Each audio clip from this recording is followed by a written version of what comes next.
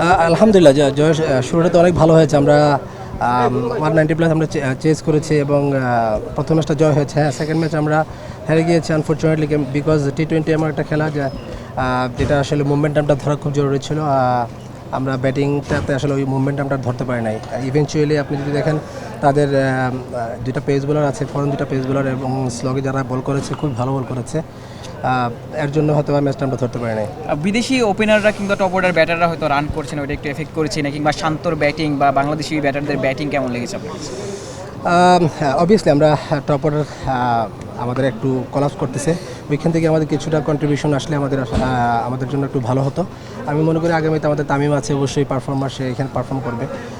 আমরা মুখে আছি ও পারফর্মের জন্য। এবং শান্ত ডেফিনেটলি, শান্ত তার আসলে যে ন্যাচারাল যে খেলাটা ওকে নিয়ে যেভাবে সমালোচনা হয়, আসলে এটা নিতান্তই ভুল ও প্রমাণ করেছে, এবং ওর ন্যাচারাল যে ক্রিকেট খেলাটাও আসলে খেলছে এবং সে পারফর্ম করেছে। আজিম ভাই, মানে যদি আমরা দেখি দুইটা ম্যাচে আপনাদের, প্রথম ম্যাচে দেখলাম যে বোলার অনেক রান দিয়েছে বলেই 190+ রান করেছে।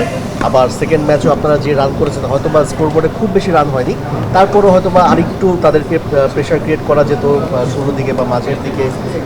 মানে বোলিং নিয়ে একটু বেশি কনসার্ন কিনা, যে আরেকটু ইকোনমিক্যাল বোলিং কিংবা আরেকটু টি-20তে যেরকম বোলিং করা দরকার সেই ধরনের বোলিংটা একটু ঘাটতি কি দেখতে পাচ্ছেন? দেখেন, প্রথম ম্যাচটা যদি আপনি দেখেন, দুটো ইনিংসে পারফর্ম ভালো হয়েছে, ব্যাটিং ভালো হয়েছে, কারণ উইকেটটা অনেক ভালো ছিল। আপনি সেকেন্ড ম্যাচ যদি দেখেন, আমি মনে করি না যে উইকেটটা তেমন একটা ভালো ছিল। আপনি গতকালকে দুটো ম্যাচই দেখেন, বেশি কিন্তু রান হয় নাই। তো ওই জায়গায় বোলাররা ডেফিনেটলি, আমি মনে করি না যে আমাদের বোলাররা খারাপ বল করেছে। আমাদের রানটা যদি আর একটু বেশি হতো, 20টা রান যদি বেশি হতো, হয়তো আমরা ওই ম্যাচটা আরামসে গ্রেপ করতে পারতাম। খেলা হচ্ছে নোয়াখালীর সাথে, তারা যদি ম্যাচ খেলেছে তাদের কম্বিনেশনটা ভালো হয়ে আছে, আপনার কম্বিনেশন ভালো, লাস্ট ম্যাচে দিতে পারেন। দল অপোনেন্টকে কেমন দেখছেন? এবং একটা বিষয় এটা হচ্ছে যে গতকাল সেমি উইকেটে খেলা হয়েছিল, মানে একটা উইকেটে 2 দিন খেলা হয়েছে, এটা কতটা ইম্প্যাক্ট ফেলে লো স্কোরিং ম্যাচ হয়েছে? আর যদি অপোনেন্ট যদি অপোনেন্ট টিম দেখেন, আমরা কাউকে ছোটো করে দেখি না।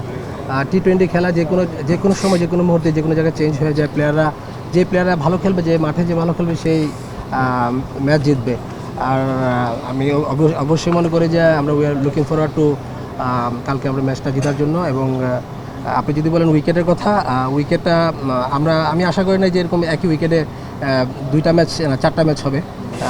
যেহেতু ইনফর্মালি আপনার বাই লজ বা যে কোনো একটা ইয়েতে আমি যতটুকু জানি যে একদিন একটা ম্যাচ হলে পরের দিন আরেকটা সেম নতুন উইকেটে হয়, বাট এটা হয় না, কারণ আমি জানি না।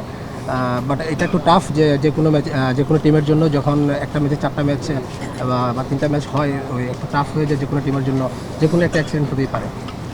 দেখেন, আকবর আলী, আমাদের যারা ব্যাক বেঞ্চে বসা আছে, প্রত্যেকটা প্লেয়ারই পারফর্মার। আপনি যে ডোমেস্টিক ক্রিকেটে দেখেন, সবাই পারফর্মার।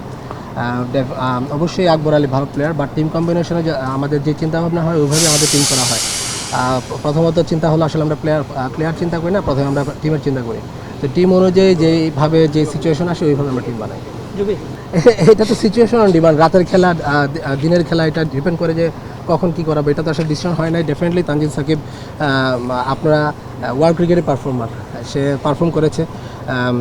অবশ্যই এখানে যখন চিন্তাভাবনা হবে যে তাকে ব্রেক দেওয়ার, তখন অবশ্যই ব্রেক দিব। বাট আমরা এখন আপাতত কোনো চিন্তাভাবনা করি নেই, যেহেতু টিম সিলেকশনের এখানে বিষয় আছে, হেড কোচ আছেন এখানে, চিন্তাভাবনা করবেন, আমরা সবাই পরামর্শ দেবো, দেখা যাক কী হয়।